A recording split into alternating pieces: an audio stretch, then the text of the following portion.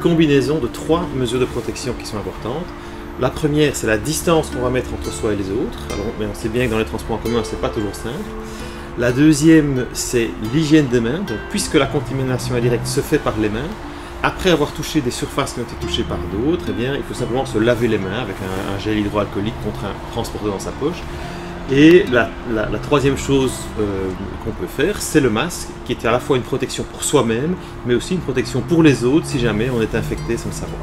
En fait, le masque est vraiment une double protection, puisqu'il y a à la fois le masque chez la personne qui est susceptible d'infecter les autres, et chez les personnes qui sont susceptibles d'être infectées par quelqu'un d'autre. Donc il y a cette double protection qui réduit considérablement le risque d'infection, même si on est très très proche d'une personne infectieuse. Quand vous rentrez dans un bus ou dans un tram ou dans une rame de métro, simplement essayez de vous espacer à l'intérieur de celui-ci, pas rester groupé dans un coin ou des choses comme ça.